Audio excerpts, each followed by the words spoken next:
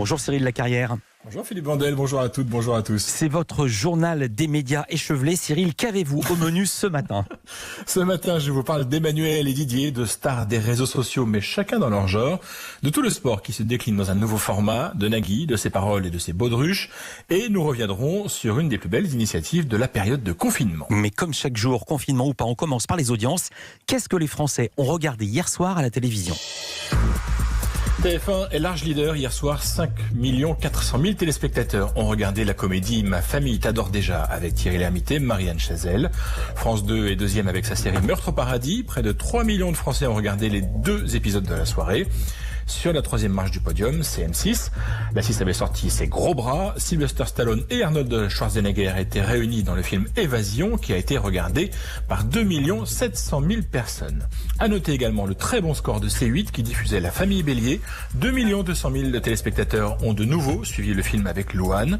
Et toujours, à propos de C8, Cyril Hanouna est revenu en studio hier. Il a lancé un nouveau programme dont l'idée ressemble quand même beaucoup à celle de Touche pas à mon poste. C'est que du kiff, c'est son nom. C'est que du kiff doit encore un peu se rôder pour réussir à relancer l'Access Prime Time de C8.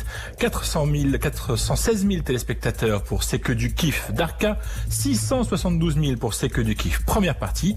Et magie du découpage des émissions, Cyril Hanouna repasse la barre du million de téléspectateurs pour la dernière partie diffusée entre 20h45 et 21h15. Il n'avait pas passé le million depuis le début du confinement.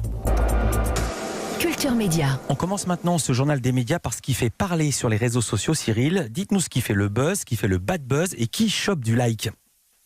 Alors, qu'est-ce qui préoccupe les socionautes? Et déjà, qui sont les socionautes? Bon, en fait, ça c'est simple, ce sont les internautes qui pratiquent les réseaux sociaux.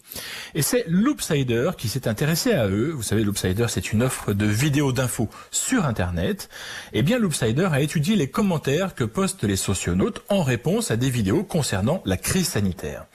Parmi les 12 000 commentaires exploitables, 2 personnalités monopolisent les conversations. Un est président de la République et l'autre est l'infectiologue désormais le plus connu de France.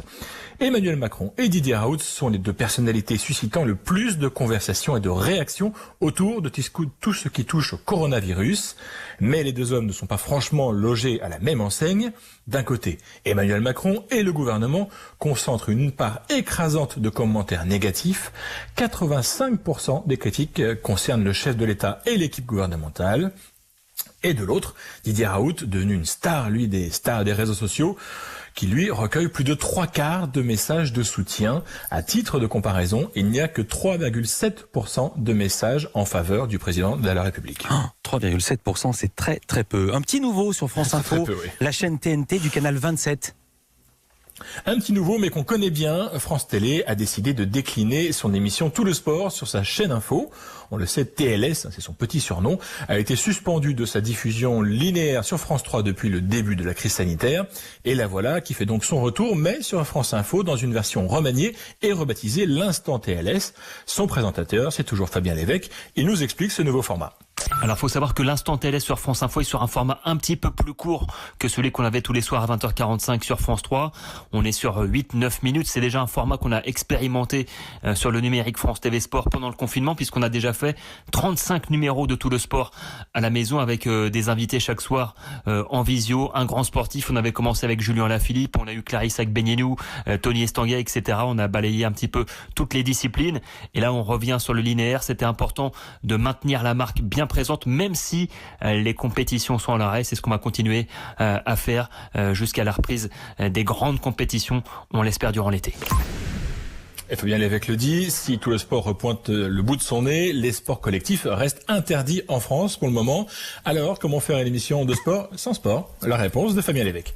Ça, c'est vrai que c'est compliqué, hein. Pas de championnat, pas de compétition, donc pas d'image à montrer, pas de résultats à fournir non plus. Mais malgré tout, on voulait absolument continuer à garder le contact avec les sportifs durant cette période. Et je trouve d'ailleurs que les athlètes ont beaucoup de choses à dire. Depuis le début du confinement, c'est pas forcément facile à vivre pour eux non plus, hein. Ils sont à l'arrêt, ils naviguent à vue, ils ne savent pas quand ils vont reprendre officiellement la compétition. Donc ça, c'est pas simple à gérer mentalement pour un sportif de haut niveau. Et donc c'est important pour nous aussi de les accompagner durant cette période. Et on va continuer à le faire dans les semaines à venir avec l'Instant TLS, donc sur France Info et sur tous les réseaux sociaux France TV Sport. L'instant TLSC du lundi au vendredi sur France Info, canal 27 de la TNT, à 20h45. Et après Yannick Noah hier, ce soir, Fabien Lévesque reçoit le marcheur Johan Diniz. Un autre animateur a fait son retour hier, c'est Nagui. Un retour en 2 temps. Hier, Nagui est revenu sur France 2 avec 2 numéros inédits de N'oubliez pas les paroles, enregistrés avant la période de confinement. D'ailleurs, l'étrangeté de cet enregistrement, hier, Nagui célébrait Pâques. Oui, voilà, un peu en retard.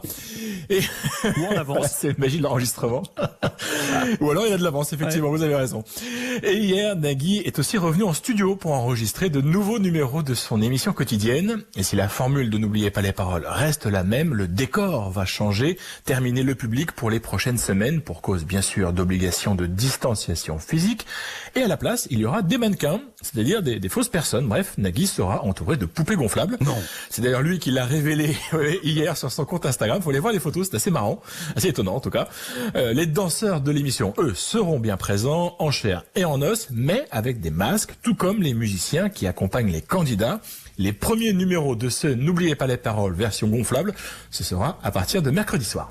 Cyril, pour terminer ce journal, vous vouliez revenir sur une initiative qui aura marqué durant la période de confinement dont nous commençons à peine à sortir.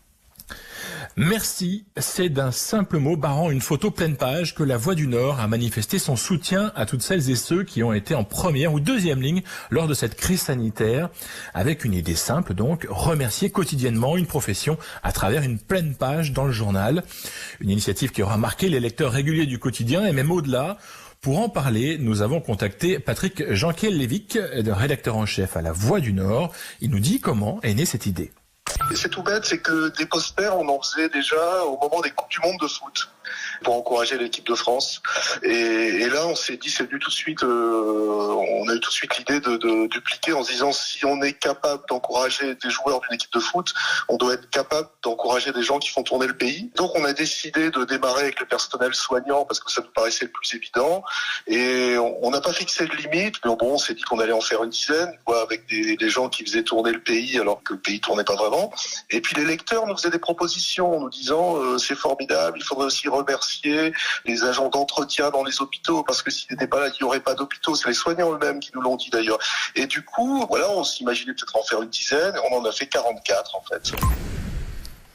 Tous les participants ont été choisis dans la région des Hauts-de-France au cours des reportages des journalistes du quotidien. En tout, 17 photographes travaillent à la Voix du Nord et ce sont eux qui ont tiré le portrait assez volontaire dont le nom de l'employeur n'apparaît jamais sur ces photos. De Marion, la première à avoir joué le jeu, à Ismaël qui a clôturé cette séquence. En tout, ce sont donc 44 posters que le journal aura publiés. Une idée que se sont appropriés les lecteurs de la Voix du Nord. Écoutez ce que nous raconte Patrick Janquiel-Lévesque. Petit à petit, on a vu un peu partout, c'était l'idée aussi, hein. On a vu des gens, alors il y a les gens qui applaudissent les soignants le soir à 20h, et il y a des gens qui ont affiché ces posters un peu partout dans la région, on en voit beaucoup, pour justement rendre hommage à toutes ces professions qui sont souvent un peu anonymes, un peu méconnues et qui font tourner le pays. Mais on a eu vraiment beaucoup de gens qui les ont affichés. Alors, il y en a même qui ont collé sur leur poubelle celui destiné aux éboueurs, d'autres qui ont collé sur leur boîte aux lettres celui qui était destiné aux colporteurs de presse. Enfin, c'est vrai, les gens ont vraiment joué le jeu, quoi, dans la région. Une belle initiative donc de la Voix du Nord. Et tant que je salue les bonnes idées, j'attire votre attention sur celle-ci. Le Parisien a mis en place une offre d'abonnement de 6 mois totalement gratuit à l'attention du personnel soignant.